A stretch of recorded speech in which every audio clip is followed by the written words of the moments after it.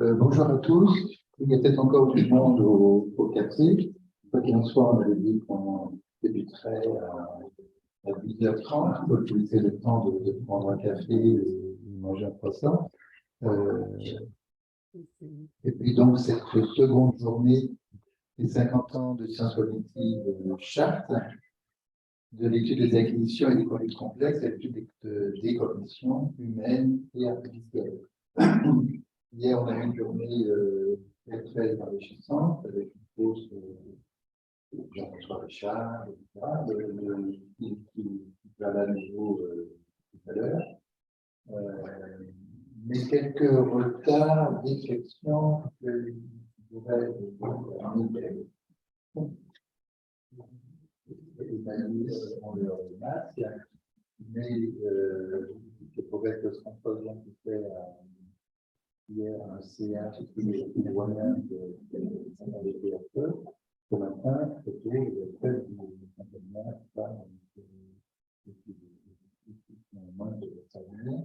Il structure ses son fils. Voilà, elle doit trouver quelqu'un pour la rue et puis venir avec quelqu'un. Voilà. Donc, on va commencer pour ne pas prendre trop de retard. Alors, vous connecter, car vous savez c'est quoi ça? Pour l'instant, ah oui, ça vient de là-bas. Ok. Donc, ça fonctionne. Ça, c'est une ancienne photo donc, du colloque international de psychologie qui date, je ne sais plus de quelle année c'était, ça. Enfin, bon, en tout cas, il n'y a que des personnes, que des télégraphes, et on va essayer de trouver leur nom, mais grosso modo, il y a Oléron, il y a Jean Piaget, évidemment, il faut avoir vu Jean Piaget, Paul Fraisse et Jean-François Richard. Donc, tout ça, c'est en quelque sorte le passé du laboratoire. Et puis, en passé plus récent, ça c'est le laboratoire il y a je ne sais pas combien de temps.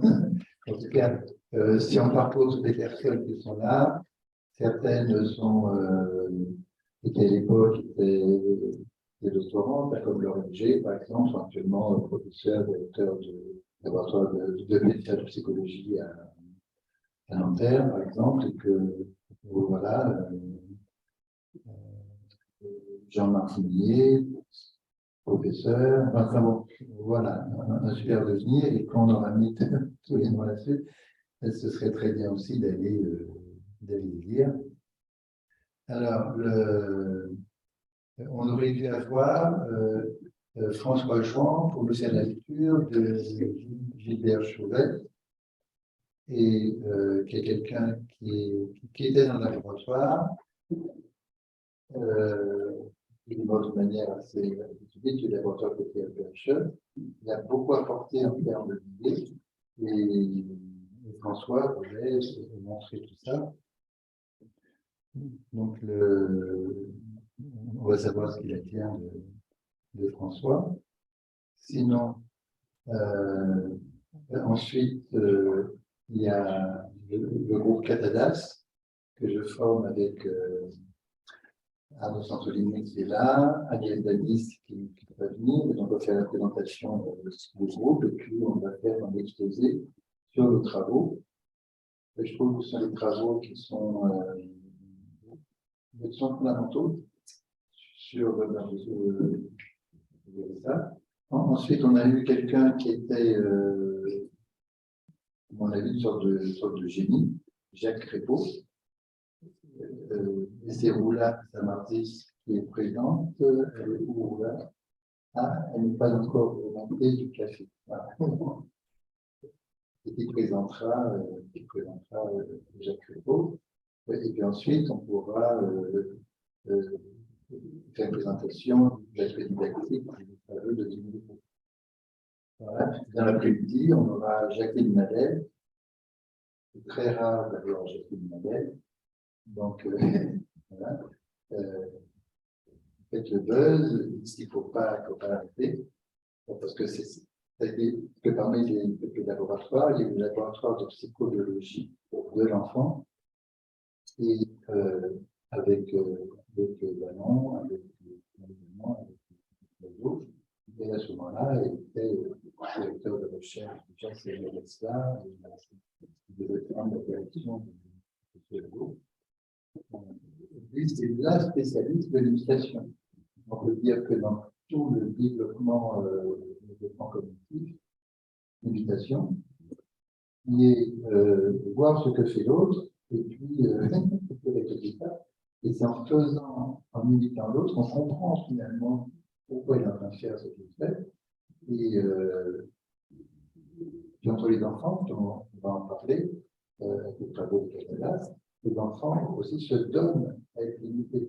C'est-à-dire que si je suis en train de faire quelque chose, je dois un père, comme me regarder, intéressé par ce que je fais.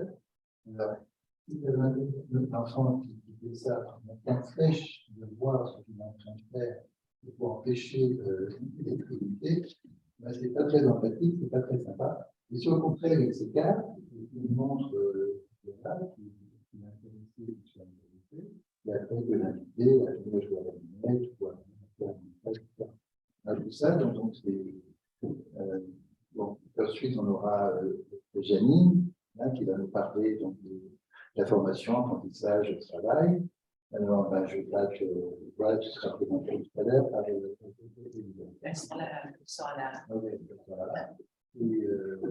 alors, Janine, qui est dirigée de laboratoire, a vraiment été quelqu'un de très important dans toute l'orientation du laboratoire sur tous les aspects d'un travail, justement, l'ergonomie cognitive, à partir du moment où on parle de l'ergonomie du handicap, tout ça, qui enchaîne, donc c'est très important. Valérie Massiovi sur les neurosciences cognitives et l'attention et l'adaptation. Et puis, il y a des gens qui ont été très, très importants au laboratoire. Il y a Gérard Vergniaud, Rénal Samerset, René Maberti. Janine va en parler. Tout ça, je pense, donnera une vue d'ensemble des fondements du laboratoire. Et voilà, et puis de tout ce qui a été fait, et puis de tout ce qui reste à faire.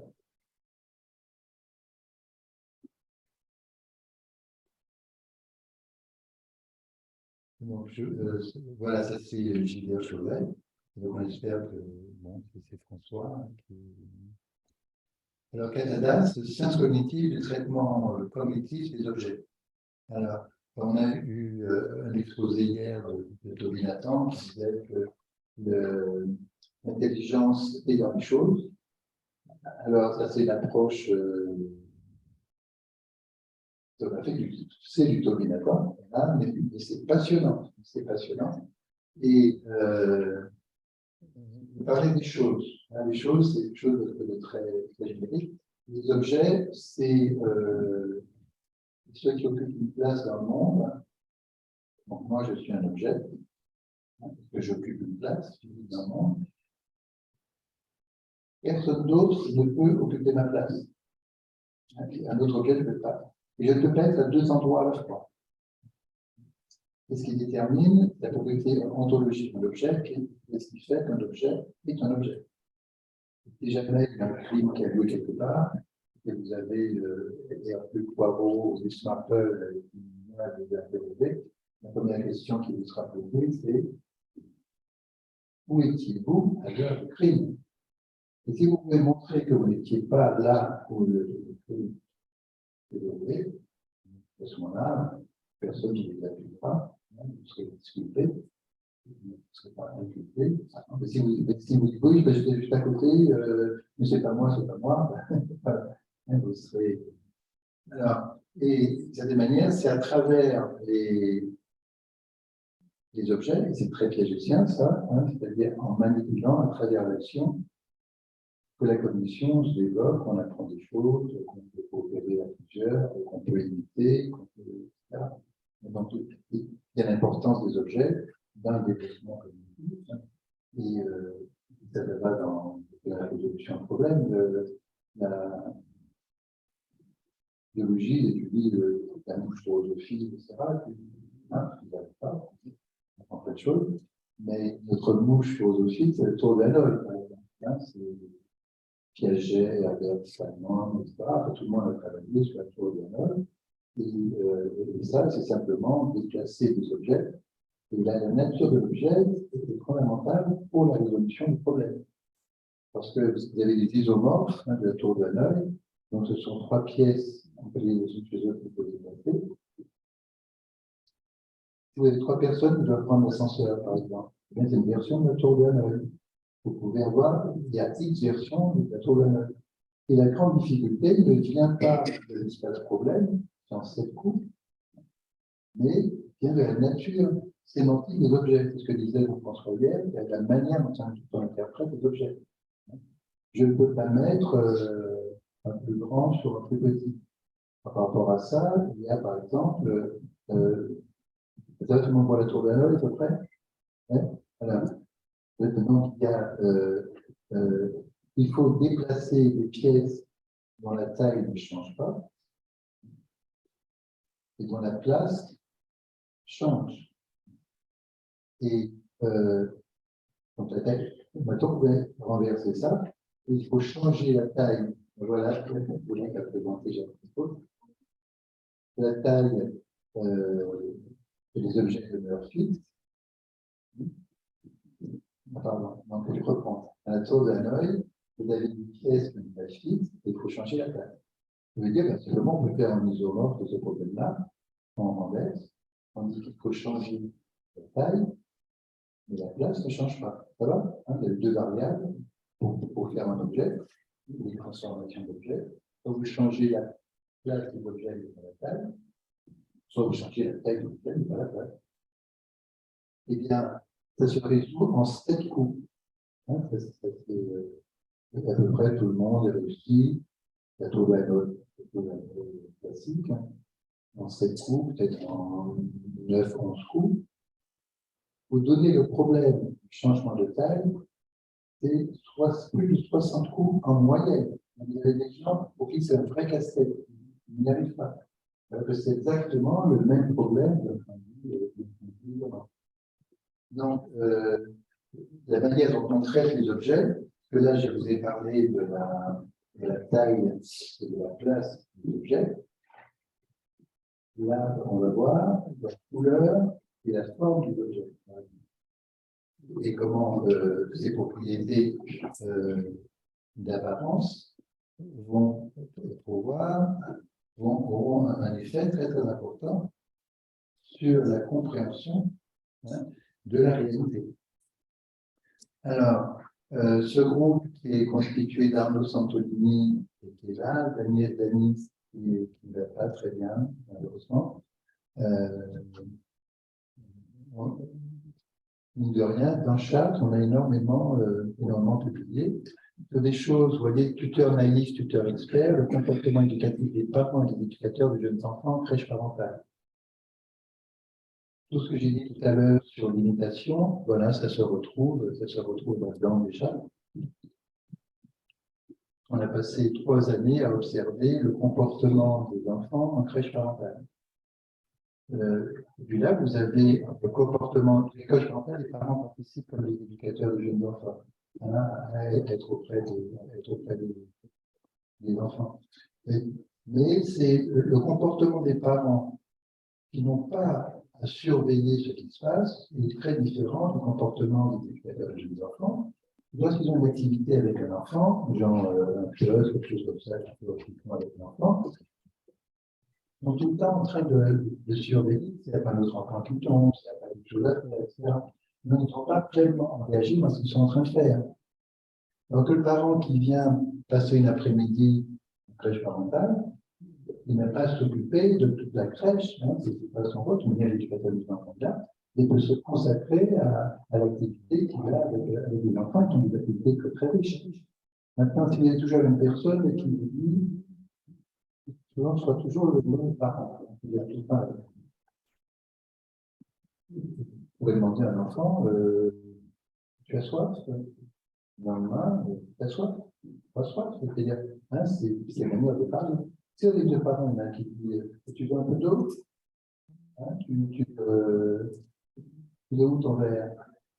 Tout ça, c'est des manières de dire la même chose, mais de manière différente, et ça crée un monde très riche, un cognitivement très riche pour les enfants. Tout ça, c'était en crèche parentale. Ça nous a permis d'analyser les interactions cognitives dans l'environnement proximal du jeune enfant, hein, c'est l'environnement dans lequel il est. Euh, parce que là, Agnès Danis et Henri Santolini, ce sont des Walloniens, des Wallons, c'est le PHE. François qui ne peut pas être là parce que peut-être le Covid, enfin en tout cas, je ne sais pas si c'est ça. Voilà, François aurait insisté pour dire un des valeurs qui est toujours présent dans vos travaux, ben, c'est grâce à l'EPHE, le laboratoire de l'EPHE. Alors, ça, qualité, propriété et couple, une approche contemporaine de la précatégorisation chez Henri Vallon. Et ça, ce sont les travaux donc, de Catadas, c'est-à-dire 4 pour CAT, Chartijus, AD, Agnès Danis et Arnaud Santolini. Là,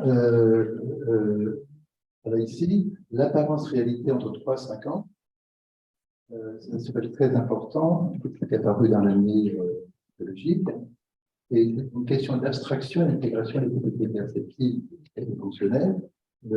Arnaud en parlera tout à l'heure. Un papier très très récent, parce que si vous avez deux psychologues de l'apprentissage, de la pédagogie, Henri Vallon et Lév Vygotsky. Ils ont vécu en même temps. Sur certains sujets, ils disent la même chose, qui a influencé d'autres, voilà. Donc, ça, c'est un papier sur Henri Vallon et Vygotsky. Ensuite, vous avez l'interaction cognitive, propriété de mesure d'application, l'étude de l'environnement social. Donc, ça, c'est vous en avez parlé déjà. Sinon, vous avez ensuite le tutorat des objets connectés. Hein, c'est-à-dire que maintenant, vous avez des objets, parce qu'avant, on manipule des objets, mais maintenant, ces objets sont connectés, ils peuvent être des objets smart, des objets qui vont vous apprendre à les utiliser, des objets qui vont communiquer entre eux, etc. Et ça jusqu'à la voiture autonome. Voilà. Mais tout ça, c'est comment les objets connectés peuvent être tuteurs des activités que vous avez avec eux. Et si vous êtes en train d'interagir avec un robot, le robot, il faut tenir compte de ce que vous attendez de lui, etc. Il faut pouvoir vous dire qu'est-ce qu'il peut faire pour interagir avec vous. Alors, ce développement de l'enfant, on le retrouve dans la peinture. On le retrouve dans la peinture, et vous prenez toutes les peintures qui représentent la Vierge et l'enfant, donc la mère et l'enfant, de manière historique. Les toutes premières peintures n'ont rien à voir avec les plus récentes. Toutes premières, on se dit, on dirait pas des personnes, alors que toutes les toutes dernières, on dirait vraiment une mère qui est en train d'interagir avec son enfant. On trouve du pointage, on trouve de l'imitation, on trouve de... Et donc ça consistait à... vous avez toutes les toiles des musées qui sont à votre disposition suffisamment de codes. Vous pouvez comme ça parcourir toutes les toiles, vous pouvez les sectionner, parce que les toiles en lien de mots-clés, tout ça c'est référencé de 30 années.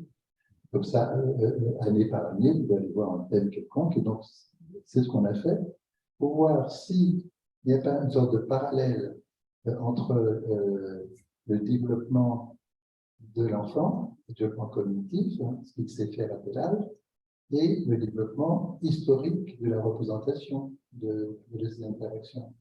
Et ce qu'on trouve, oui, hein, c'est-à-dire que plus je comprends d'ailleurs, plus les peintres se mettent à peindre les interactions entre la mère et l'enfant, plus ça intègre des connaissances sur le développement de l'enfant. Voilà. Et c'est ça. Les apprentissages à l'heure des technologies numériques, c'était pour l'école, ça. Ensuite, avec Sébastien Poitrenaud, étudier tout ça. La pensée précatégorielle, donc là, l'apport de Piaget et de Vallon, comparé Piaget et Vallon. Voilà, il y a encore d'autres papiers. Donc, si je pense avoir dit l'essentiel, cette thématique vous intéresse, vous pouvez aller lire nos productions. Si je vous donne la parole à Arnaud.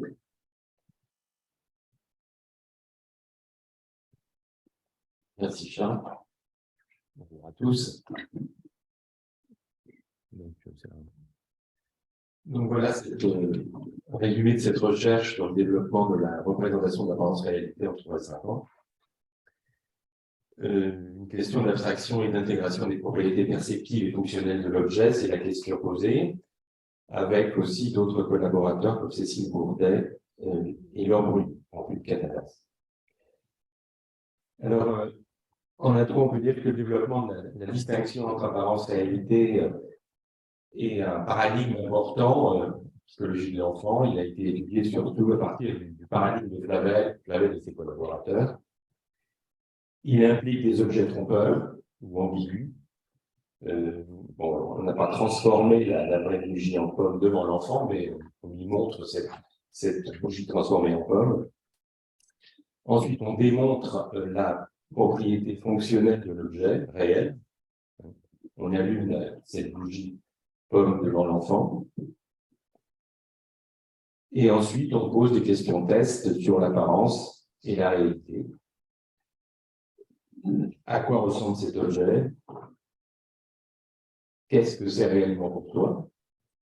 Et quand tu l'as vu la première fois, qu'est-ce que tu croyais que c'était? Ce sont des questions rajoutées après Flavel par d'autres auteurs. C'est un changement de représentation tout récent. Les principaux résultats d'après une méta-analyse, à 3 ans, il y a peu d'erreurs phénoménistes. Alors, l'erreur phénoméniste, c'est une expression de Flavel, c'est celles qui sont basées sur l'apparence, même quand la question porte sur la réalité. Autrement dit, ça ressemble à une pomme. Quand on demande qu'est-ce que c'est vraiment, c'est vraiment une pomme. À 3 et 4 ans, il y a, encore une expression de Flavel, un biais réaliste. Il y aura un biais réaliste. Les enfants se basent sur la réalité, même quand l'apparence est demandée. C'est-à-dire que c'est vraiment une bougie. Et puis, elle ressemblait aussi à une bougie. Et ce n'est qu'à 5 ans, qu'il y a un succès pour toutes les questions. Et donc, apparemment, une compréhension intégrée des 2 dimensions, des deux propriétés. Même si il y a des facteurs qui vont varier les performances, notamment la salience des propriétés, et puis la nature réaliste ou symbolique de l'objet. L'objet symbolique, ça peut être un bonhomme marqueur, vous savez, donc pas un vrai bonhomme, et on peut avoir des différences dans les performances en fonction de ces facteurs. À partir de ce paradigme qui est classique, donc, il y a un grand intérêt d'abord d'introduire l'idée que, pas seulement une introduction, que tout objet peut être considéré un support de propriété, que la représentation de l'identité de l'objet implique son analyse l'analyse et la comparaison de ses propriétés, une hiérarchisation, quelles sont celles qui sont secondaires, quelles sont celles qui sont essentielles. Et la particularité, l'intérêt, c'est d'induire un conflit cognitif de centration sur des propriétés concurrentes dans un même objet. L'apparence, en effet, sert de leurre à la représentation de la propriété fonctionnelle qui définit sa réalité. Les limites, c'est qu'il n'y a que la propriété fonctionnelle qui est démontrée. On peut voir dans un graphe l'objet comme support de propriété, donc ça permet de comprendre un peu comment peuvent s'intégrer les propriétés, s'opposer entre les propriétés de surface, c'est l'apparence, comment ils se présentent, et puis la réalité, donc avec les propriétés structurales, Il est certain que là, ce n'est pas un indice pour les enfants, puisque c'est la même forme entre la bougie et la pomme. Donc, la propriété qui va définir vraiment l'objet sera la propriété fonctionnelle, comment l'objet fonctionne selon sa structure. Si vous avez d'autres propriétés procédurales, bien sûr, et les propriétés comportementales, qui sont comment l'objet se comporte, selon la manière dont on l'utilise. Alors, dans cette tâche apparence-réalité, donc il y a un enjeu théorique, c'est par quel processus de développement l'enfant peut dépasser les contradictions entre les centrations. Il y a deux grandes voies qui sont d'ailleurs pas forcément incompatibles. Est-ce que il y a un progrès du contrôle inhibiteur, c'est-à-dire est-ce que les fonctions exécutives vont jouer un rôle central? Dans ce sens, la centration sur l'apparence pourrait inhiber l'accès à la propriété. C'est vrai qu'on appelle ça le niveau, ça. Dans ce cas-là, la centration sur l'apparence pourrait inhiber l'accès à la propriété fonctionnelle jusqu'à la maturité des fonctions exécutives à 5 ans. On peut parler aussi de flexibilité, on peut oser aussi parler de réversibilité. Ça peut être aussi un progrès, c'est notre hypothèse surtout, un progrès des capacités conceptuelles, c'est-à-dire on pourrait dire la capacité à redécrire les objets selon une propriété différente, mais c'est assez semblable à une analyse abstractive qui permet d'hiérarchiser les propriétés et de les intégrer, donc sans les confondre. Et là, l'approche est effectivement valonienne. Alors, l'objectif de l'étude, c'est d'étudier le développement donc, de la conscience de l'apparence-réalité. Dans un paradigme, c'est la nouveauté, où la propriété de surface, vous allez comprendre un terrain de tennis, on rend ressemblant à une piscine, et fonctionnellement, mais faussement démontré, c'est-à-dire qu'un personnage va s'y plonger en utilisant les possibilités que l'on a, c'est-à-dire celle du dessin animé et notamment celle du dessin animé de Tex Avery qui disait que dans les dessins animés, on peut faire ce qu'on veut, on peut tout faire. Et on voudrait donc préciser le rôle des objets, donc de leur propriété dans que ce soit des objets réalistes, symboliques ou fictifs, dans le dessin animé, le rôle dans l'accès à cette compréhension. Et dans notre méthode, donc on a 64 enfants de l'école maternelle en 3 groupes d'âge, petite section, moyenne section, grande section. Dans notre matériel, les objets réalistes sont les objets couramment utilisés dans la littérature, une bougie en forme de pomme et une boîte de Smarties qui contient des crayons. Il y a 2 objets symbolique, un livre d'images peluche et un stylo, stylo bonhomme, un stylo en forme de bonhomme. Et un objet fictif. Donc voici cet objet fictif. Donc on présente à l'enfant sur un écran un extrait de ce dessin animé de Tex Avery. Donc vous avez le scénario, un gros chien pour se venger, vous pouvez le suivre sur les images naturellement, pour se venger de Droopy repeint en bleu un terrain de tennis. Droopy, il ne l'a pas vu. Bon, plonge dans ce qu'il croit être une piscine, il arrive effectivement à nager, et le gros chien surpris veut lui aussi plonger, mais il se brise en morceaux sur le sol. Voilà. La propriété apparente de surface est utilisée pour renvoyer, ce qui évidemment nous surprend, à une propriété fonctionnelle. On peut dire que la couleur du terrain de tennis est prise pour l'eau de la piscine.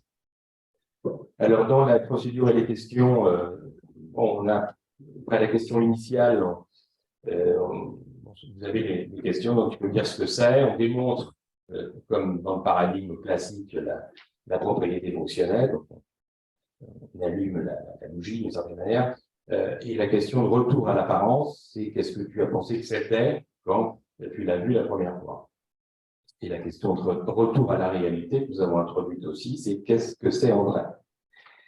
Et on pose les mêmes questions, mais attribuées à quelqu'un d'autre, un tiers qui n'a pas vu qui n'a pas vu la démonstration, qu'est-ce que Petit Ours pense que c'est. Alors, pour l'objet fictif, les questions, c'est à quoi ça ressemble, et maintenant, tu penses que c'est quoi en vrai, et on pose les questions pour l'enfant et pour les différents personnages. Dans les hypothèses que l'on a à 3 ans dans l'épreuve classique, la représentation de la propriété fonctionnelle va dominer pour les objets réalistes. Il y aura rien de nouveau à attendre. Mais on pense que ce sont les erreurs phénoménique où la propriété de surface domine qui devrait l'emporter pour l'objet fictif, puisqu'on a rendu l'apparence plus saillante par rapport au paradigme. À 4 ans, c'est la propriété fonctionnelle qui devrait être centrale. Autrement dit, la question de retour à la réalité devrait être réussie, et on s'attend à un moindre succès pour la question de retour à l'avance. À 5 ans, le conflit de propriété devrait être résolu, donc avec une réussite aux 2 questions. Les résultats vont dans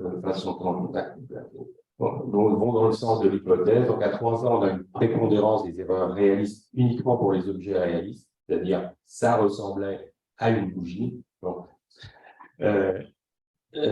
mais on a une prépondérance des erreurs phénoménistes, c'est-à-dire basées sur l'apparence, pour les objets symboliques, où le statut d'apparence ou de réalité des propriétés plus contestables, et puis surtout pour l'objet fictif, où les enfants donc, disent c'est une piscine. Et donc, ce qui fait qu'on ne peut pas dire qu'il y a un biais réaliste comme par rapport à ce que dit Flavel. À 4 ans, par contre, on a une centration sur les propriétés fonctionnelles, ce qui est important, quel que soit l'objet. C'est-à-dire, c'est une bougie, ça ressemblait à une bougie. Puis à 5 ans, on a une réussite de question. Alors, je vais peut-être passer vite sur les résultats. Il y a deux aspects importants. Donc, les petites sections vont réussir mieux que les moyennes sections à redonner la propriété apparente après démonstration de la fonction de l'objet symbolique. Et la deuxième, inversement, après démonstration de la fonction fictive de l'objet, donc c'est le dessin animé, les moyennes sections réussissent mieux que les petites sections à redonner la propriété identitaire de l'objet, la propriété fonctionnelle. Dans la discussion, à quoi peut correspondre la maîtrise de cette tâche progressive. À 4 ans, ça serait une étape importante dans la présentation de l'objet à partir de sa propriété fonctionnelle. Et à 5 ans, donc, on a ce progrès conceptuel dans la représentation de l'identité de l'objet. Nous, on a privilégié l'idée de dégagement des propriétés qui peuvent être comparées et intégrées comme prélude ou prérequis du stade catégoriel selon Vallon. Et Vallon donc, retrouve un peu l'idée de Vallon, c'est-à-dire que les qualités non seulement peuvent être confondues entre les objets, mais à l'intérieur d'un même objet, donc elles peuvent se confondre, être prises l'une pour l'autre, et c'est peut-être ce qu'on retrouve dans notre paradigme, dans cette étude. Et bien, parallèlement, ces progrès conceptuels bénéficieraient bien sûr des progrès concomitants dans la flexibilité cognitive, c'est-à-dire la possibilité de passer d'une catégorie à l'autre. Alors, à partir de cette recherche, on peut trouver une analogie, puisque Charles nous a parlé déjà des propriétés de couleur et de forme. Si on trouve une tâche d'emboîtement où il y a la couleur c'est l'équivalent de la propriété de surface. La forme, c'est pas une propriété fonctionnelle, c'est une propriété structurale, mais la propriété fonctionnelle va se servir de la forme pour pouvoir marcher. Et c'est pour ça que je te laisse la parole maintenant. Merci beaucoup.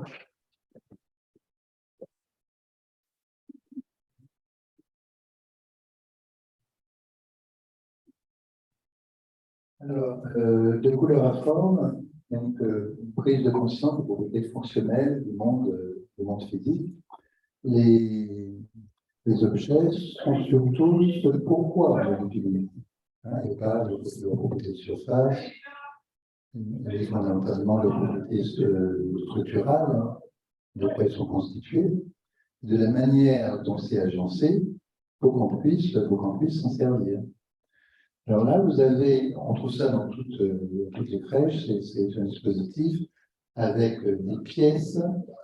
Il y a 4 pièces, il y a un triangle en bois, des pièces en bois, hein, donc il y a un triangle en bois, et puis en son centre, il y a une sorte de trou d'occlusion pour pouvoir emboîter cet objet. Donc il y a un triangle, un rond, un carré, et puis un demi-cercle. Donc ça, c'est un dispositif qu'on trouve à peu près dans toutes les crèches. Là, il est en bois, et puis il y a le plateau pour emboîter chacune de ces 4 pièces. Il y a quelque chose qui correspond au triangle, et donc on peut emboîter la pièce triangle dans le plot triangle. On peut emboîter le rond, la pièce ronde dans le plot qui a une forme ronde. On peut emboîter le carré dans le plot qui a une forme carrée, et puis pareillement pour le demi-cercle. C'est quelque chose qui pourrait se faire avec la manipulation. Et si quelqu'un peut avoir des... Parce que je dis que si c'était fait en aveugle, on réussirait mieux que de le faire avec des pièces et des plots colorés. Parce que quand vous manipulez, avec la main, vous êtes le seul à savoir, par exemple, ce que je ressens en touchant quelque chose, personne d'autre ne fait. C'est sûr que un peut ressentir ça. Mais ce que je suis en train de ressentir là. Et puis surtout, j'ai agi sur la forme des objets, la résistance, etc., sur les propriétés physiques, et pas sur les propriétés de surface. Et maintenant, ces pièces, on pourrait, les pièces et les plots, on pourrait les colorer. Donc, c'est ce que nous avons fait à partir du. Non, les matériels sont comme ça. Ils sont comme ça. Les matériels sont comme ça. Donc, vous avez un triangle vert et un plot vert de forme triangulaire. Vous avez une pièce ronde jaune et un plot jaune de forme ronde. Vous avez un carré rouge, une pièce carré rouge, et puis un plot carré, qui a une forme de carré rouge. Et puis le demi-cercle qui est bleu, et puis son plot correspondant est bleu. Vous voyez, quand c'est comme ça, avant la couleur n'importait pas pour différencier. Maintenant, vous avez une association forme-couleur. C'est-à-dire que vous pouvez vous dire, je vais mettre le vert avec le vert. Je vais mettre le triangle avec le triangle. Et donc ça, c'est la version numéro 2, expérimentale. Vous avez la version numéro 3, où les pièces ne correspondent pas, la couleur des pièces ne correspond pas à leur forme. C'est-à-dire que là, le triangle est bleu alors que son plot est vert, le rond est rouge alors que son plot rond est jaune, le carré est vert alors que son plot est rouge, et puis le demi-cercle, la pièce en demi-cercle, en demi-rond, elle est jaune alors que son plot est bleu. On demande maintenant comment les enfants vont réussir à résoudre ces 3 problèmes. Alors, ça a été fait dans les conditions expérimentales de contrebalancement, etc. Et puis vous avez donc l'âge des enfants, hein, de 2 ans, 2 mois jusqu'à 5 ans, 10 mois. Et puis vous avez qu'est-ce qui se passe lorsque il y a la condition congruente. Donc c'est en rouge. La condition congruente, c'est quand c'est congruent entre la forme et la couleur, c'est-à-dire que c'est apparié. Hein, et puis les distinctions sont bien faites. Donc là, vous avez rapidement, à 2 ans, 10 mois, 90% de réussite. Maintenant, si vous avez le cas où il n'y a pas de couleur, donc c'est la forme seulement, chez ton nez, à ce moment-là, il y a vraiment quelque chose de progressif, mais à 3 ans, à 4 ans, 2 mois, on est au maximum. Et puis, vous avez la condition non congruente, où la couleur ne correspond pas à la forme et inversement. Et puis là, vous avez vraiment les grandes difficultés, et ce n'est quasiment que à 5 ans, 2 mois que les enfants réussissent. Alors, là, c'est comme si, et puis là, on va voir. Alors, je vais essayer de mettre le son.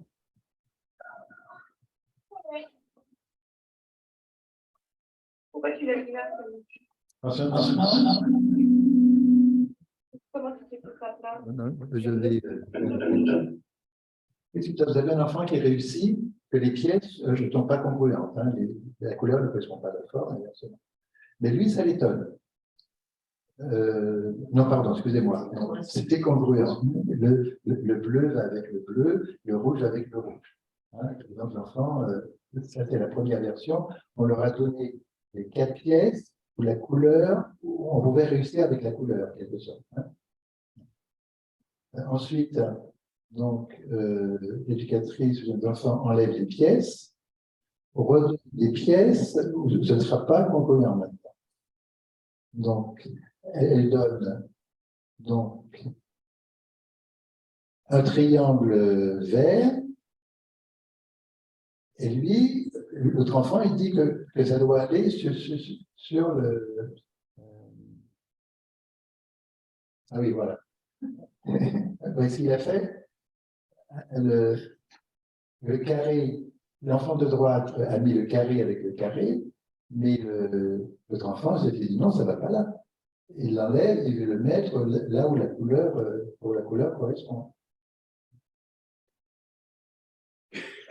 Et ensuite, lui, il essaye de lui expliquer hein, pourquoi ça va là. Et lui, il n'est toujours pas convaincu. Voilà. Hein, donc, vous avez.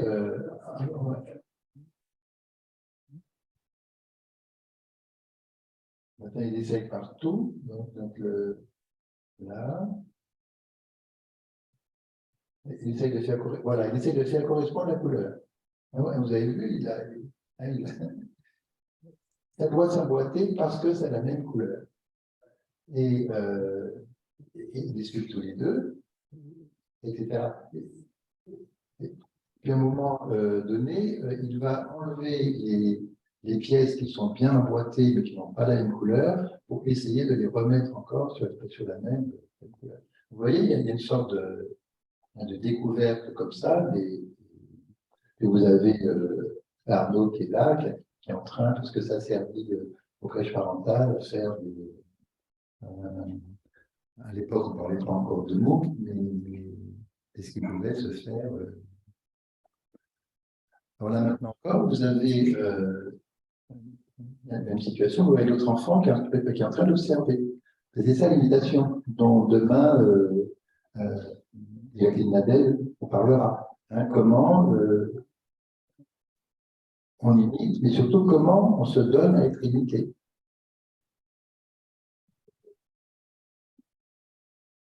Donc là, elle essaie sur la couleur, et voilà, le bleu va sur le rouge, parce que c'est le carré sur le carré. Et quand les enfants ne réussissent pas, vous voyez, ils peuvent assister, mais sinon, changer de pièce, et puis sinon, aller de plomb en plomb. Parce que là, c'est une situation où toutes les pièces sont des carrés, et qui n'ont pas la même couleur. Donc, ça doit être très simple. Une fois qu'ils ont placé un carré, ils placent le deuxième carré, le deuxième carré, ça va au même endroit. Maintenant, ils essayent de placer sur. Maintenant, cette notion de force, c'est quelque chose qui arrive plus tard. Donc l'enfant qui observait tout à l'heure, maintenant c'est à son tour. Ça, c'est la condition où c'est congruent, normalement. Voilà, c'est ça. Ensuite, la condition. Ah oui. Et puis, la dernière pièce n'allait pas. Hein, et que fait-elle? Elle est en train de regarder le verre. Alors elle l'a placé là, parce que tu as bien analysé ça. Ça, c'est un moment important. Et si vous voulez bien, on se permet de remontrer. Alors,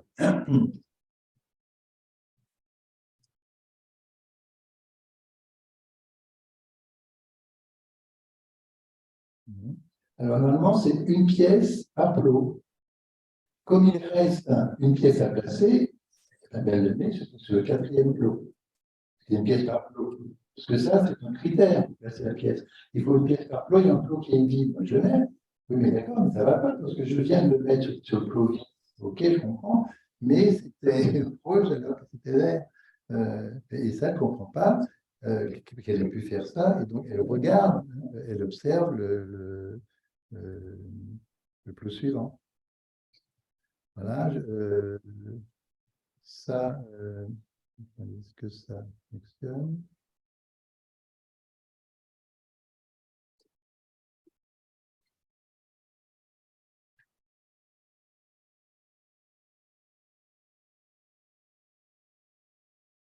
Non, on va passer au suivant. Voilà. Alors tout ça, sommes aussi inspirés par les travaux de Salvatore et d'Elisabetta en robotique. C'est-à-dire que tout ce qu'on retrouve là, on retrouve dans cette situation où on interagit avec un robot, où il faut de l'attention conjointe, où on soit d'accord sur ce qu'il faut faire, etc. Et donc, ces travaux en robotique, ils sont aussi dans la continuité de ces travaux auprès des enfants. Comment justement le robot, dans des situations d'apprentissage, pourrait intervenir pour les situations comme celle-ci. Et là, on a eu un projet important, dont s'est occupé Fabien, il n'est pas dans la salle, qui était le robot Nao, ce laboratoire, il y a plusieurs robots Nao. Et là, c'était des interactions avec l'enfant, justement, parce que le robot interagit comme ça, il peut justement faire ces conditions pour favoriser le progrès cognitif de l'enfant. Voilà, c'est ce qu'il y avait à dire sur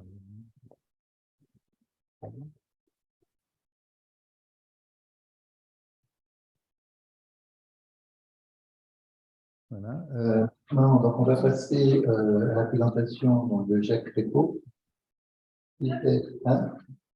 Oui, non, tu veux bien? Tu devais intervenir un peu plus tard, mais comme on n'a pas eu François. Non, mais c'était pour cet après-midi. Ah, d'accord. C'était une nouvelle hier soir, et qui m'a donné le programme. Ah bon, ok. Ah oui, oui. Hein, on peut faire comme ça. Okay.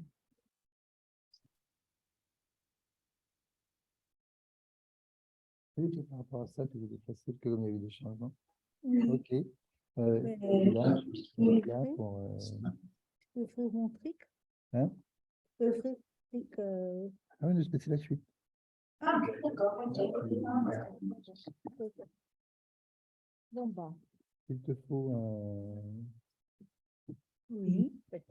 ouais. Merci. Ah, bah, c'est tout 2008. Pour montrer. Ok. Ah, d'accord. Oui, allez-y. C'est là, là-bas. C'est pas grave, c'est comme ça que ça, les gens C'est vont- milieu. Je vais montrer quelque chose. Attends. Ok, je m'avais dit, bon, moi, c'était.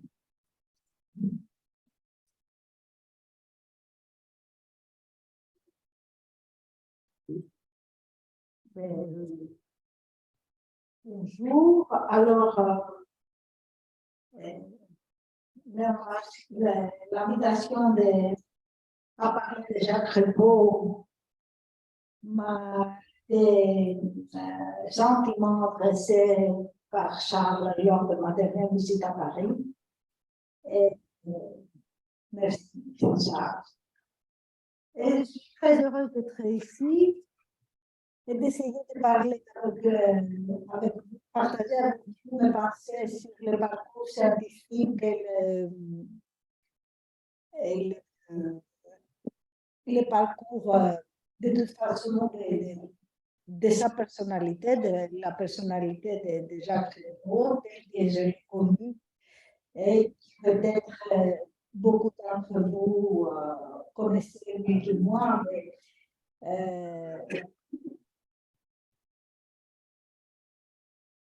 comme c'est sa première thésarde, alors là, j'ai l'honneur de parler. Bon, la rencontre avec lui, si je ne me trompe pas, c'était à Paris en 1985, lors de ma deuxième année d'études en psycho. Et il était un prof gentil, un peu bizarre, qui enseignait quelque chose entre psycho, physique,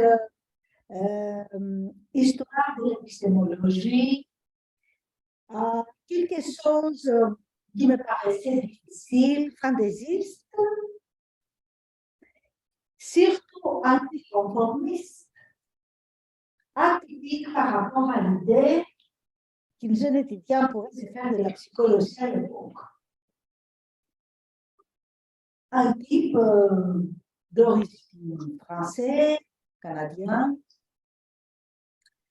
qui arrivait de l'université de Moncton, il n'était pas longtemps à Paris, lui aussi, au Canada, et refusait de prononcer un mot en anglais. Il me disait, il y a 800 versets, vous savez, là, pour défendre la langue française au Canada.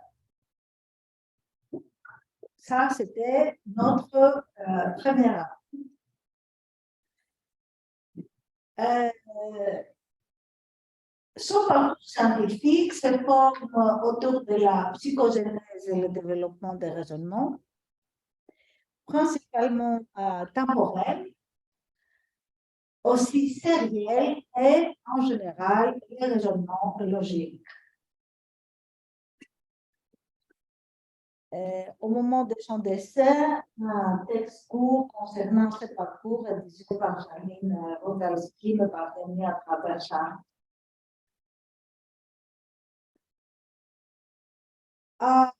La cour scientifique, si on peut dire ça, en général, exceptionnel, déjà Crépeau, à la psychologie du développement cognitif, et qu'il a développé dans un cadre néo-piagétien, c'est-à-dire toujours à l'apport des contextes piagétiens, dans les cadres après Piaget, tout un modèle théorique, disons une théorie plutôt qu'un modèle, une théorie entière, complexe, cohérente, résultante de travaux expérimentaux longs, riches et pertinents. Il s'intéressait plus précisément au développement des inférences sous une dimension socio-cognitive des représentations et en ce qui concerne la stabilité des représentations dans le contexte des interactions sociales.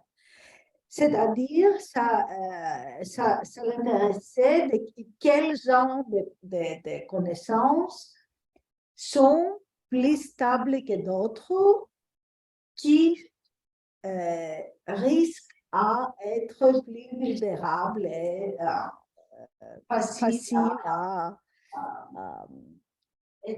changer.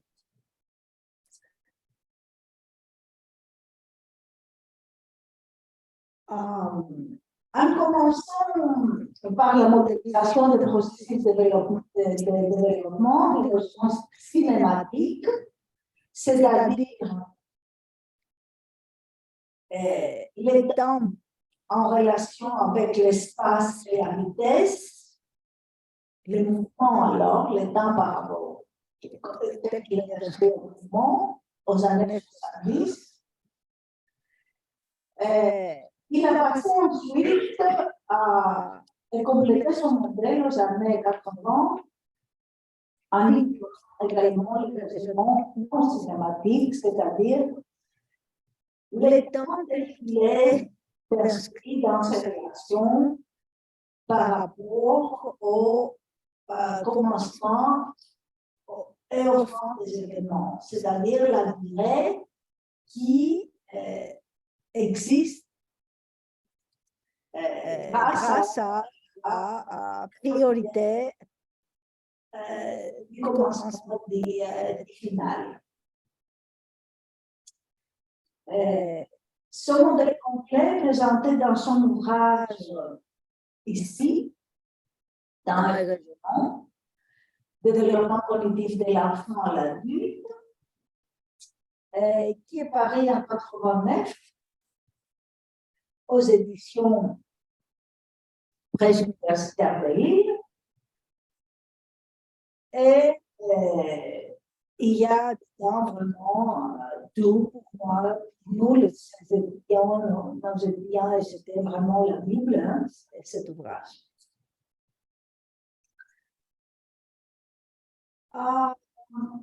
C'est dans le contexte des temps cinématiques alors, j'ai travaillé avec lui pour ma thèse de doctorat. Je venais d'avoir une allocation de recherche, d'être alors membre du labo de psychocognitive du traitement de l'information symbolique, dont il a parlé de Jean-François Rissard et Charles hier. Et alors, le titre de ce travail, c'était la notion du temps de développement de raisonnement. Et en essayant de répondre à la question si le temps est conçu en tant qu'une notion relationnelle plutôt qu'une notion de quantité, nous étions heureux de dépister, de découvrir et de mettre en évidence avec Jacques des modes d'inférence, disons des stratégies de résolution des problèmes qui étaient valables selon les types de problèmes temporels, disons stratégies qui sont spécifiques au type de raisonnement qualitatif ou quantitatif en soi. Ça, c'était très important parce que ça montrait que la façon dont on résout des problèmes, ça dépend de la structure du problème et de toute façon, ça dépend beaucoup du système cognitif qui soit relationnel ou qui soit numérique. Bon, depuis, les stratégies temporelles forment le noyau de mes intérêts scientifiques, moi. Elles sont faites l'objet de nombreuses publications. Mais à l'époque, je tenais à dire ça. C'était le moment où l'informatique n'était pas si avancée que ça. Les essais de modélisation, bon, bah, ce n'était pas évident. Le matériel, on n'avait pas. Les connaissances à manipuler le matériel, on n'avait pas. Alors, le dépistage et la catégorisation des stratégies étaient vraiment un produit de modélisation fait à la main. Et ici, par exemple, vous voyez un type de modélisation. En bas, il y a les 4 stratégies, différents types de stratégies qu'on a dépistées. Là, je ne vais pas vous analyser les stratégies, mais je vous dirais seulement que la dernière, la 4e, stratégie 4, qui s'appelle identification, spatialisation, c'est une stratégie où on transforme le temps en espace, hein, en tant que concept, pour tout simplement pouvoir les mesurer, parce que sinon, ce n'est pas mesurable. Le temps, de toute façon, ce n'est pas mesurable. La mesure du temps, c'est nous, les gens qu'on fait. Bon.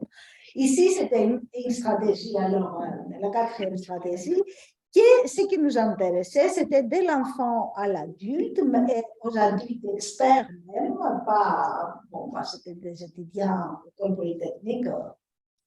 On commençait par des enfants de 5 ans, c'était vraiment une étude développementale, cela. Et ça nous intéressait de voir comment ça se passe selon les types de problèmes et selon l'expression de ce problème. Alors là, grosso modo, vous voyez, c'est gauche. C'était l'expression selon le modèle de Jacques. Les 3 AP delta place, avec témoin, etc. Ça, c'était ce que son modèle prévoyait. En haut, c'était les types de problèmes. Problèmes de type égalité, décidables, c'est-à-dire des problèmes qui demandaient une solution, ou indécidables, c'est-à-dire des problèmes à plusieurs solutions, plus difficiles, etc. Et finalement, c'est ce qu'on voyait. Vous voyez un peu, ça c'était des interviews individuelles. Ah, oui, c'est ça. Voilà, ça c'est le modèle, ça c'est le type de problème, c'est une photo de mon. Et voilà, ça c'est le type de stratégie, ça c'est la quatrième de spatialisation. Les trois autres, la première c'est une stratégie logique, prémisse 1, place conclusion, ça va donner la prémisse 2, tout à fait bon. Ça c'est une décomposition de la durée inégale en temps initial et temps final. Ça c'est une construction de la durée par rapport aux ordres temporels, etc. Vous voyez, ça par exemple c'est le jaune, ça le vert c'est le stratégien, etc. Bon, ça c'est de petits effectifs, j'en ai plusieurs comme ça, mais c'est des interviews individuelles. Et tous ces interviews, c'était justifier ta réponse et aussi justifier pourquoi ce n'est pas possible le contraire. Pourquoi, par exemple, c'était tout à fait piagétien, ça, clinique piagétien. Et voilà un peu les couleurs pour les adultes. Et c'est ce qui est intéressant ici, c'est quand le problème se proposé en forme qualitative, c'est-à-dire relationnelle, c'est-à-dire avant, après, etc. On retrouve des stratégies correspondent au type de problème. Par exemple, pour les problèmes de type égalité, vous voyez les jaunes, c'est facile parce qu'on décompose la durée par passé par l'égalité. On dit si ça dure plus longtemps, alors déjà, supposons que si ils ont durée égale, alors ils ont pris un temps supplémentaire en commençant avant ou après, par exemple. Mais pour faire ça, c'est plus facile à le faire pour des problèmes où on a une information d'égalité quand même. On voit ici le truc. Et ce qui est encore plus intéressant, c'est que quand les mêmes problèmes sont posés en forme quantitative, c'est-à-dire ça a commencé à 5 heures, l'autre à 9 heures, etc., on ne trouve pas de stratégie logique du tout pour les petits. On trouve, quand on a des stratégies, c'est plutôt des stratégies de type quantification et très peu de type inférer la durée par rapport aux ordres temporels. Ça, c'est les petits. Les plus grands, les adultes, par exemple, je ne l'ai pas ici parce que c'est hier que j'ai eu cette idée, je ne trouvais pas mes tableaux colorés. Les plus grands, c'est beaucoup plus facile de trouver cette stratégie pour les quantitatifs. Enfin, bref, ça, c'était là le concept de ce travail, associer les types de stratégies au type de problème et à l'âge de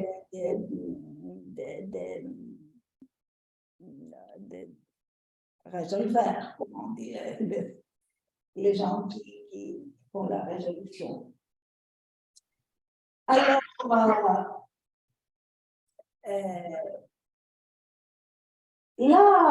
l'avancée scientifique déjà, c'est la conclusion temporelle. Alors, je peux dire que se caractérise par son aspect épistémologique et interdisciplinaire, inscrit dans un contexte historique. ce concept, contexte exactement, qui apparaît en 2005, un article déjà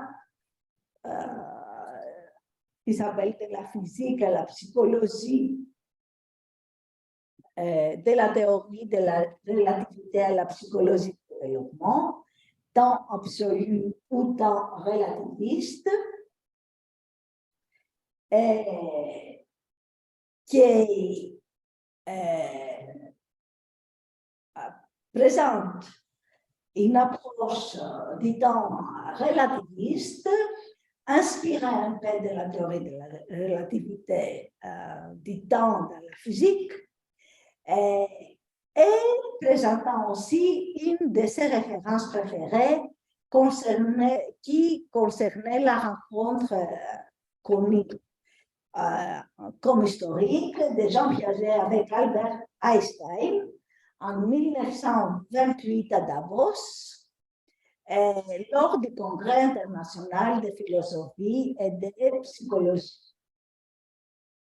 Voilà la photo. Voilà Piaget et Einstein. Cette histoire, cette rencontre,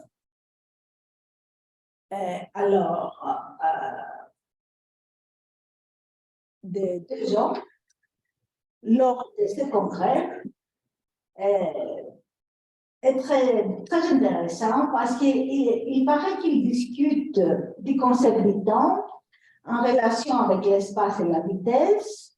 C'est le moment en 1928 où Einstein il prépare sa théorie de relativité. Et là, le temps, c'est relatif par rapport à la distance dont l'observateur observe le phénomène. Il n'y a pas un temps absolu alors. Et le problème s'est posé si ces 3 notions, il y a une qui sert de base pour la formation des autres. Et bien sûr, Piaget, il avait ses préoccupations, mais il a commencé ses premiers travaux sur le temps et l'espace depuis. Et il a montré, bien sûr, que le temps, c'est pas une notion de base, elle se forme sur l'espace avec l'aide de la vitesse. Il y a ces premiers travaux qui montrent que les enfants, ils considèrent que plus loin de l'espace, ça veut dire plus de temps. Peu importe du temps qu'il prend, 2 trains qui entrent dans un tunnel, mais quand il voit à la sortie, les 2 mobiles entrent en même temps dans le tunnel et à la sortie, il y a un qui est plus avant l'autre, les enfants comprennent que quelque chose s'est passé dedans, c'est quelque chose, c'est la vitesse, alors qu'il y a le dépassement, et c'est comme ça qu'ils arrivent à construire peu à peu la notion du temps, parce qu'ils comprennent qu'en même temps, ça ne veut pas dire même espace, etc. Alors, cette préoccupation, si vous voulez, de la précocité d'une notion par rapport à une autre, comme en physique et à la psychologie, ça s'est vu dans les premières, ça s'est montré dans les premières œuvres de Piaget. Et Jacques, il était très content de dire toujours, avec son esprit provocateur qu'il avait, que finalement, c'est des petits enfants qui pensent comme des experts physiciens et pas les adultes, parce que c'est eux qui comprennent la relativité du temps et de l'espace.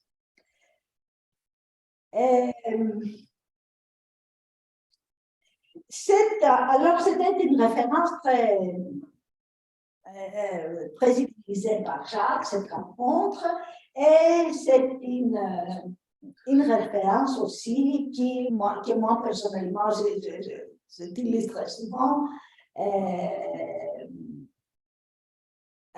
C'est un point d'attraction d'intérêt célèbre à l'époque. Elle reste toujours une source d'inspiration pour mes étudiants et mes étudiantes encore aujourd'hui. Et c'est surtout, je pense, parce que ça nous amène à un contexte historique et interdisciplinaire qui, à notre époque, c'est pas évident. C'est très romantique comme atmosphère que les grands hommes, les grands noms de la science, de la philosophie, de la psycho, ils sont mis sur la même question.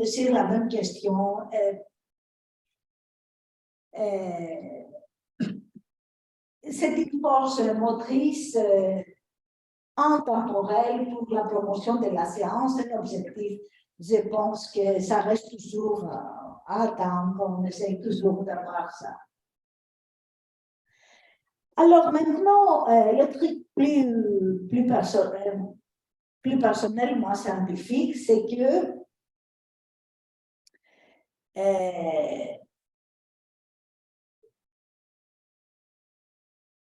après, il y a eu une autre rencontre plus exceptionnelle, moi avec Jacques. Alors, j'ai quitté Paris aux années 90 pour la Grèce où j'ai eu un poste à l'Université d'Athènes. Et après 90, au début, de temps en temps, je revenais à Paris. On s'est retrouvé avec Jacques, après on s'est perdu. Et pendant à peu près 15 ans, pas vu, pas de nouvelles, rien. En 2018, 21 séjours à Paris de ma part, j'ai cherché ces traces à travers des collègues, des amis communs, sans succès. J'ai abandonné. Et après, 10 novembre, lors d'une promenade au Saint-Martin, un endroit que j'ai visité pour la première fois, on s'est trouvé face à face avec Jacques. Oh là, Jacques, c'est bien vous. Il était là pour la première fois, lui aussi. Il m'a dit, il cherchait un teinturier tant qu'il avait, qu'on lui avait proposé. Voilà. Au même endroit, vous savez, il y a des côtes qu'on peut se promener en haut, près du canal, d'un côté de l'autre, voilà. Comme ça. Et au bistrot d'en face, on a échangé quelques nouvelles, hier, c'était son boisson préféré. Et des nouvelles sur nos vies, en résumé, et nous sommes mis d'accord pour aller dîner samedi prochain, une rencontre qui n'a jamais eu lieu.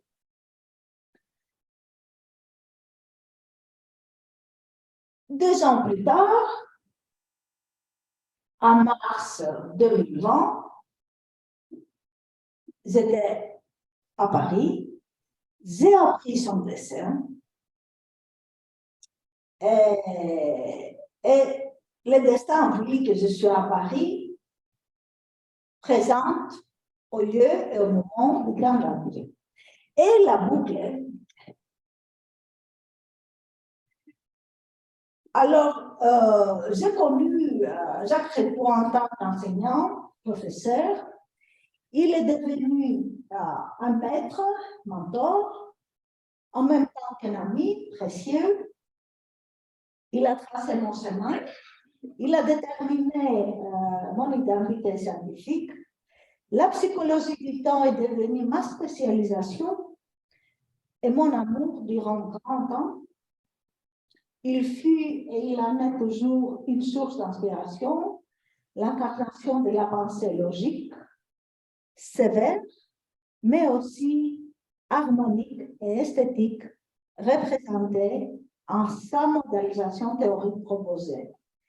Son exceptionnelle, sarcastique, sa pensée anticonformiste et divergente par rapport aux conventions établies, telle qu'elle est réfutée par les choix scientifiques, mais aussi par ses choix personnels, pour ceux qui le connaissaient, ont fait de Jacques Reboud un personnage unique.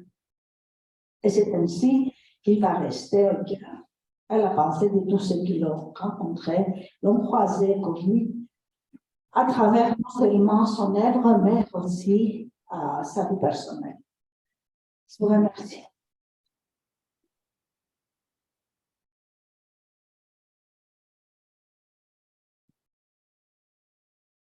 Ce n'était pas tout à fait très scientifique, c'est ce que j'avais à vous présenter, mais c'était né à Merci. Merci beaucoup.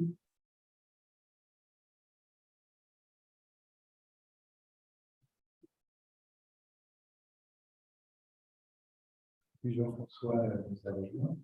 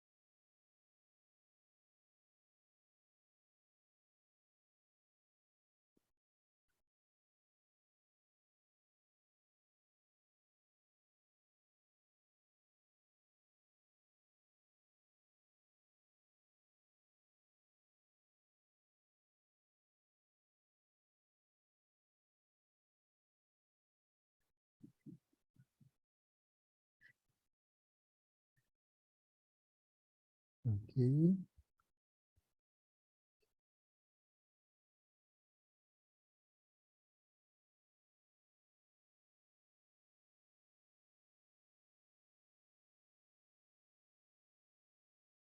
Oui, Jean-François, je vais vous présenter une photo sur laquelle vous figurez et qu'on a imprimée. Donc, zoom.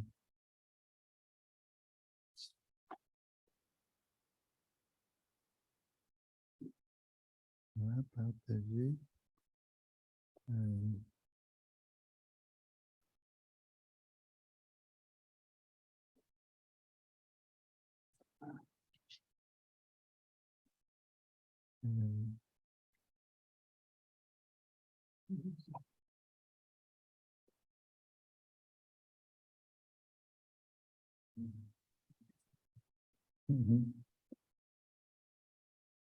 Certains d'entre vous trouvent des noms.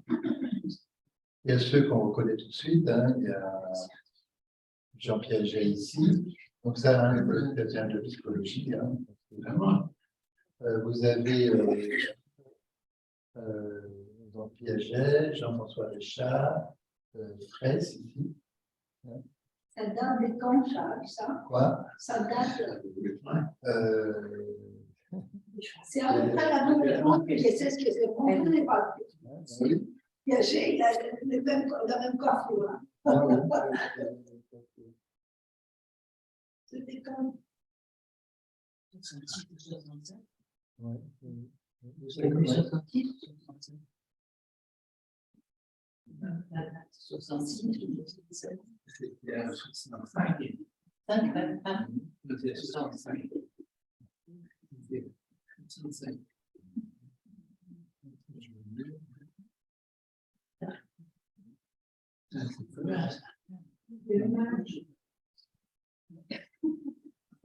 Ah, ben oui.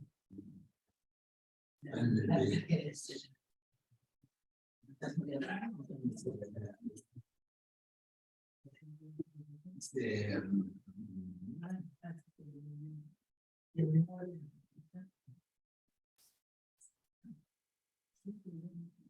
la fille,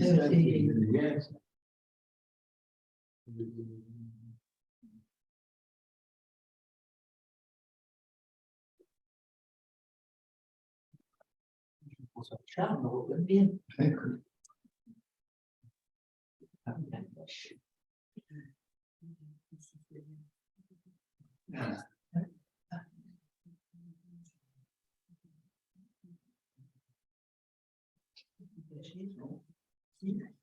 Non, je suis on voit pas la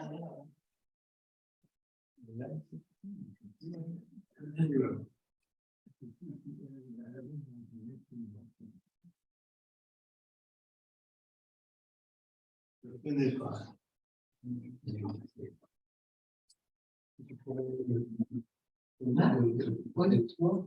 Tu pourrais pointer à nos gens qui est. Ah, je ne connais pas tous. Hein. Non, mais d'après l'autre.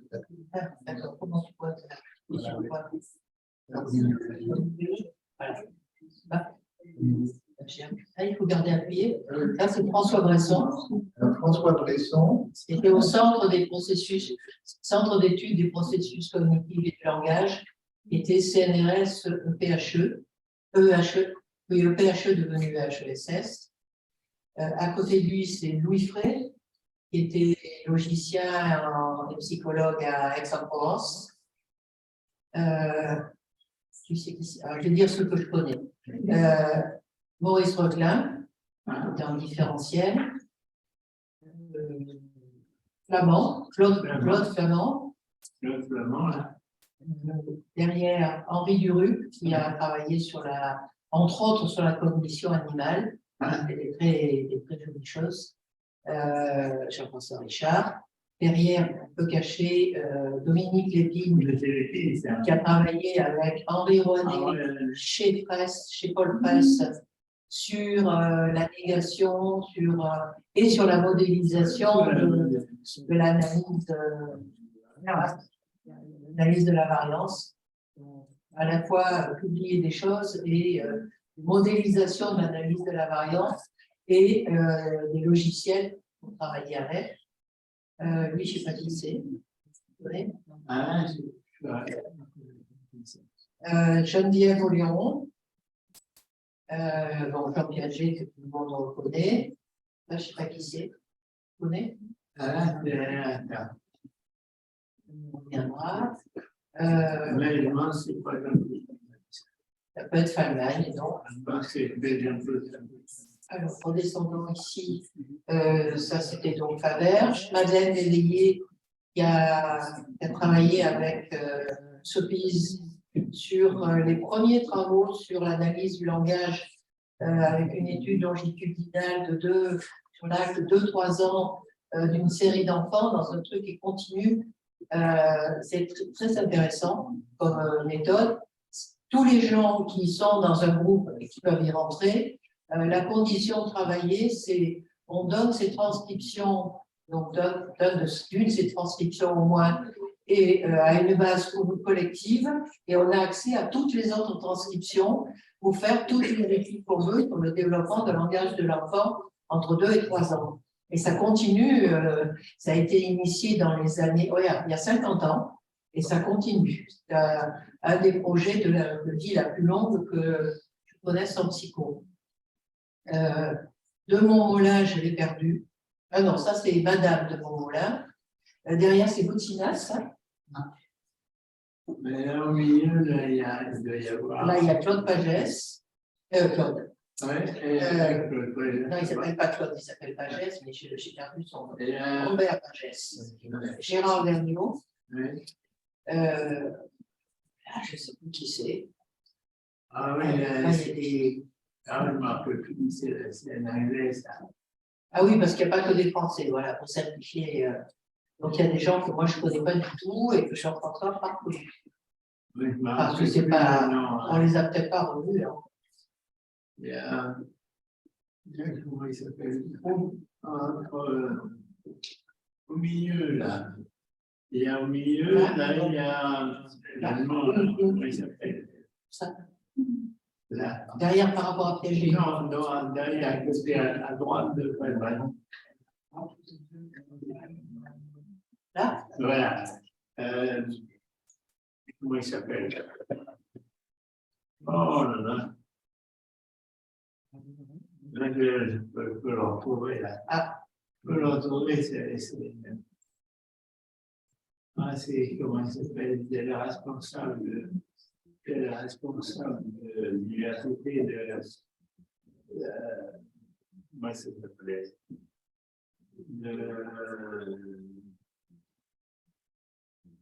Anne-Marie, c'est à l'école à l'Est.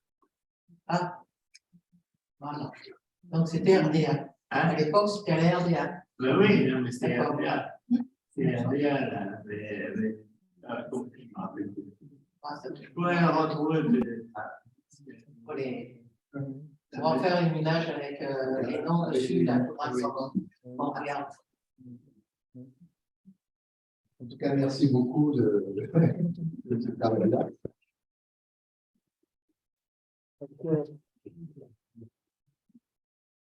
On sait que c'est important. C'est parti de l'écriture, on dit des choses, on dit, mais voilà, c'est lui, on peut mettre un visage, et puis en plus, c'est un moment important.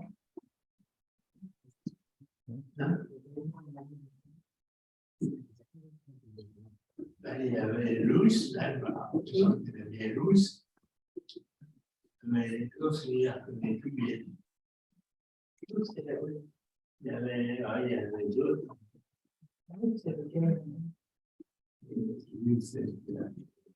Alors,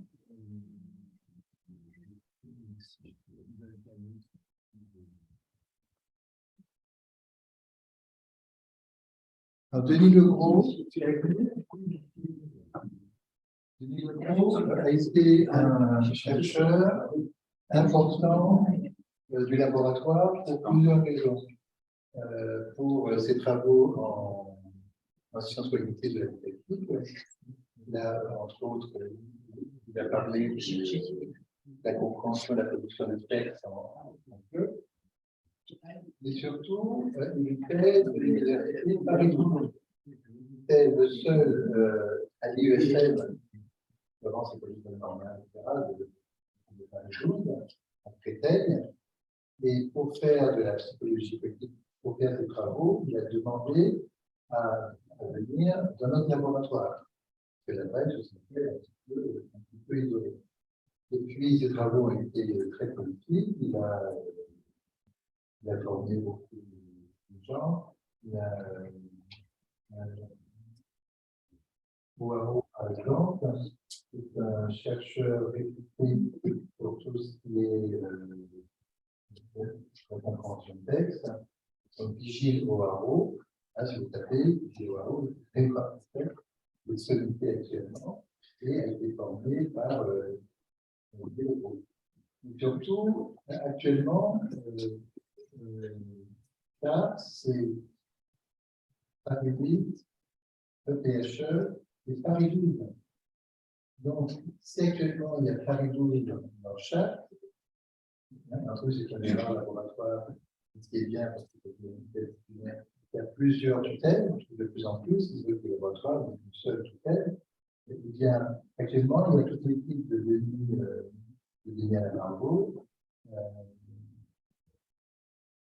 qui a rejoint CHAP. Et donc maintenant, on a tout ce qui concerne la didactique, les enseignements et les apprentissages. Voilà, c'est une composante importante du laboratoire. Donc il devait venir, mais il a d'autres. Donc il a écrit un texte là, que je vous propose de lire. Et puis Et donc, ce sera, après ça, on ira déjeuner. Et puis on va reprendre, comme on l'a dit tout à l'heure, à 14 heures. À 14 heures. Et là, on aura des malaises. Alors, donc c'est lui qui a écrit ça. Hein. Que là-dedans, il se présente à la troisième personne parce qu'il m'a demandé de vous en faire la lecture. Alors, dans une conférence présentée à l'Université de Saïda, le 19 février 2022, lors du colloque international Sciences du langage et didactique des langues et des cultures, sous l'angle des approches interdisciplinaires, Denis Legros a présenté une analyse de rôle des processus cognitifs activés mis en œuvre au cours des activités de lecture, de compréhension et de production de textes en français langue étrangère. En ouvrant ce champ des sciences cognitives de la didactique, Denis Legros avait pour but de mettre en évidence l'intérêt de la prise en compte du fonctionnement cognitif de l'individu apprenant dans la conception et la mise en œuvre de stratégies efficaces d'enseignement, apprentissage des activités, ainsi d'ouvrir des perspectives nouvelles pour la didactique et la pédagogie du traitement cognitif des textes. Hein, donc, c'est étudier la compréhension à travers son apprentissage. Lire, comprendre, produire des textes, des discours et construire des connaissances sont en effet des activités cognitives complexes et qui occupent une place centrale dans le fonctionnement de tous les systèmes éducatifs. Ayez en arrière-fond, en lisant ce texte, qu'il n'y a pas encore de compréhension automatique. Il y a de la lecture automatique, il peut y avoir des similarités entre textes, mais il n'y a pas encore de compréhension de texte. Que faudrait-il pour que quelqu'un puisse comprendre le texte? Que faut-il que quelqu'un puisse comprendre le texte? Que vous avez pour qu'un robot comprenne le texte? Les machines, actuellement, ne sont pas dans notre monde. Un robot commence à avoir la pesanteur, à se promener parmi nous, etc. Et donc, voilà. Ayez en arrière-fond ces cognitions humaines et artificielles. Et donc, en étudiant la cognition humaine, on espère pouvoir transférer des connaissances du côté de l'artificiel et entre autres de la robotique. Donc, lire, comprendre, produire des textes, des discours et construire des connaissances sont en effet des activités cognitives complexes et cognitives centrales dans le fonctionnement de tous les systèmes éducatifs. Ce sont les objectifs fondamentaux pour tous les apprenants et tous les acteurs de l'enseignement et de l'éducation. La maîtrise de la langue et de la compréhension de l'écrit conditionne en effet la réussite scolaire et universitaire de tout individu et constitue l'un des fondements de l'insertion sociale. De plus, ces activités sont considérées comme des compétences transversales et donc indispensables à la construction des connaissances, connaissance de la langue et des textes, et connaissance du monde véhiculée par les textes. Voilà, donc la responsabilité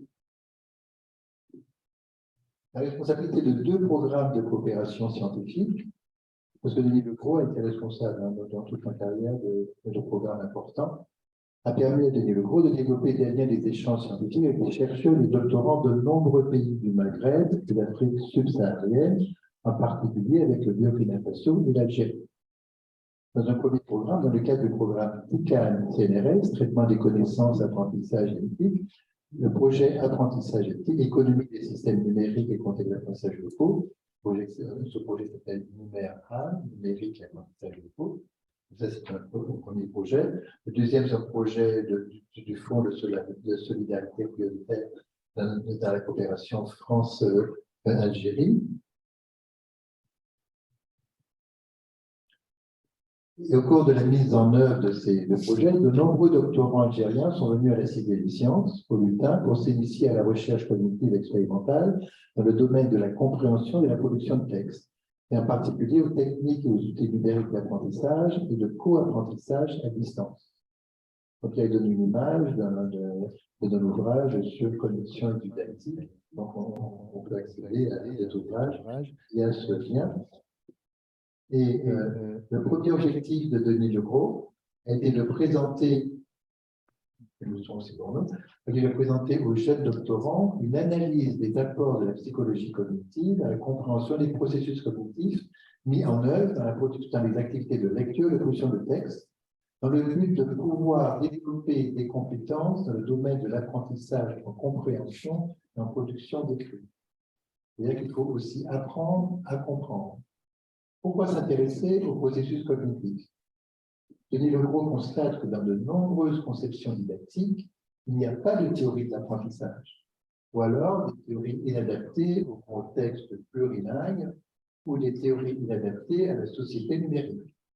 Selon Gonzalez, la mondialisation des échanges et le développement de la société numérique et de la société cognitive nécessitent de repenser l'enseignement et l'apprentissage.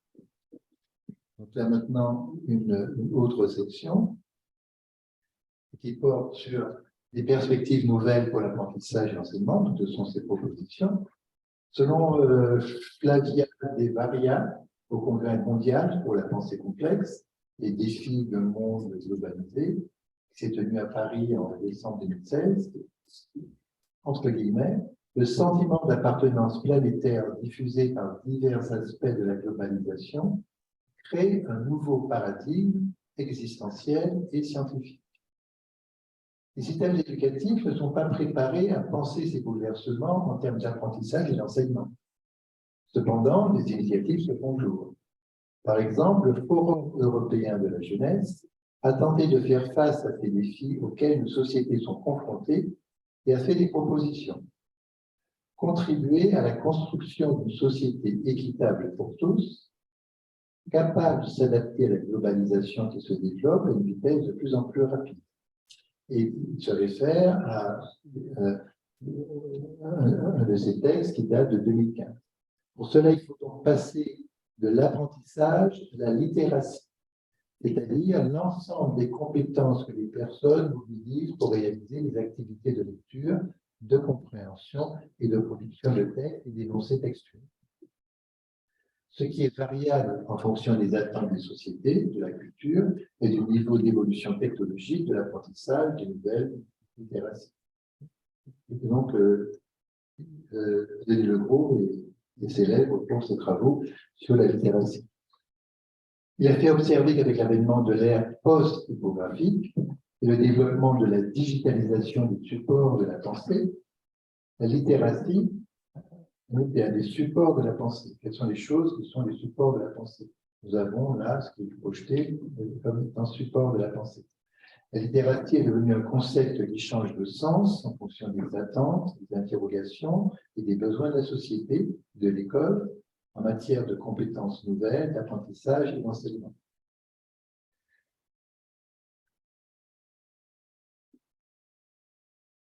Comme l'ont rappelé il y a plus de 20 ans Denis Legros et Emmanuel Maître de Pembroke, également on en a parlé d'autres, comme l'expliquaient ses collaborateurs, l'une des exigences de base de l'école du futur est de préparer les élèves au travail en réseau, de les intégrer à la société de l'information, dans laquelle la connaissance constitue la ressource fondamentale pour le développement économique et social.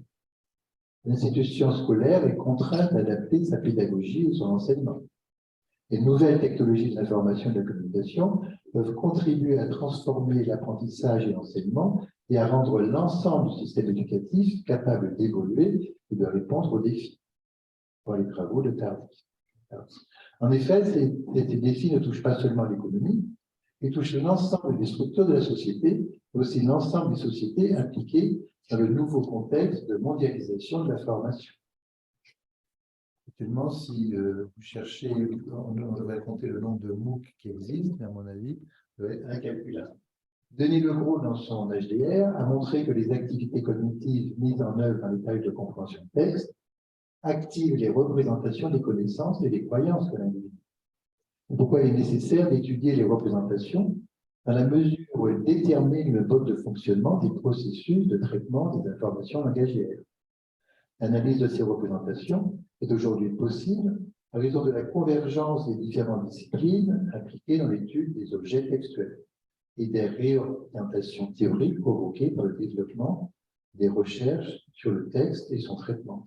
Et là, il cite Guy Desnières, dont on a parlé, Ces représentations fournissent en effet, selon Denis Legros, des observables analysés par la linguistique notamment, et constituent une voie d'approche indispensable à l'étude des activités langagières mises en œuvre dans le traitement des textes. On voit François et Denière. François, c'est le linguiste avec lequel François Richard a travaillé. Les modèles mentaux résultent de la conceptualisation par les lecteurs de leurs représentations élaborées au cours des situations d'apprentissage et autres expériences de la vie quotidienne. Donc, Johnson Laird, c'est l'un des psycholinguistes, également sur le raisonnement, des plus connus. Donc, ces modèles mentaux servent de cadre de référence pour le traitement des informations perçues par les lecteurs.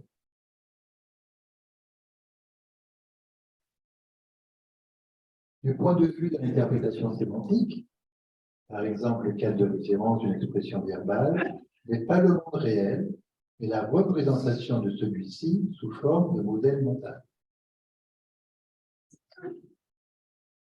On voit, par exemple, ce ne sont pas les yeux qu'il faut voir, mais ce sont les modèles mentaux que nous avons sur ce que nous percevons et donc sur ce que nous interprétons lorsque nous lisons. Denis Legros fait remarquer que Bernard Cornu et Jean-Pierre Véran, en 2014, ont observé dans les pays les plus avancés dans l'intégration du numérique dans l'éducation, la Corée du Sud, les Pays-Bas, l'Australie, que la réflexion sur le rôle du numérique dans la pédagogie a permis de remettre en question le fonctionnement du système éducatif. Ce sont des pays où il y a eu non seulement un engagement pédagogique fort, mais aussi une ferme volonté politique.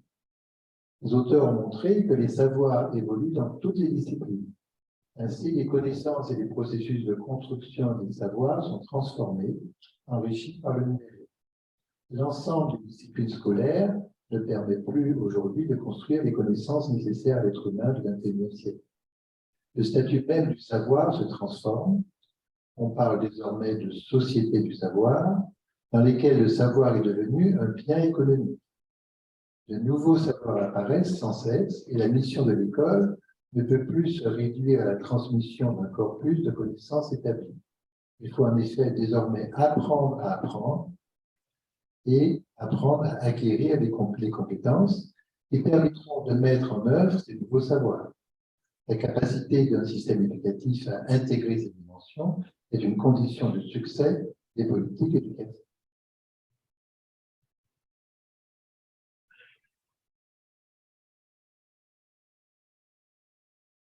Les observations de Bernard Cornu et de Jean-Pierre Véran, dont on vient de parler, les conduisent à redéfinir la mission de l'école au XXIe siècle. Alors que désormais l'école n'a plus le monopole de la discussion des savoirs, elle doit se recentrer sur les missions fondamentales qu'elle seule peut assurer et se positionner au cœur de la société, notamment en ce qui concerne le numérique. L'école doit être capable d'aider les élèves à apprendre, à utiliser intelligemment les réseaux et Internet. Elle se doit d'assurer auprès des apprenants un apprentissage en profondeur. Elle doit donc être capable de les aider à construire la compétence, à hiérarchiser les informations et leur permettre ainsi d'élaborer des connaissances structurées, de les mettre en œuvre et de favoriser ainsi la cohérence dans les actions. Cette redéfinition de leurs tâches et donc de leur métier va de pair avec la nécessité d'assurer une formation aux outils, au système numérique de grande qualité à tous les enseignants. C'est la base des politiques éducatives intégrant le numérique.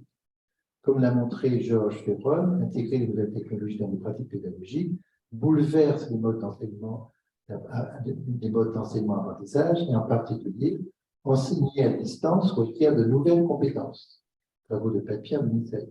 Face à la mondialisation et à la numérisation qui se généralise, Denis Legros considère que la société du savoir nécessite de revoir la formation des enseignants de façon à les rendre capables de former les futurs citoyens du monde.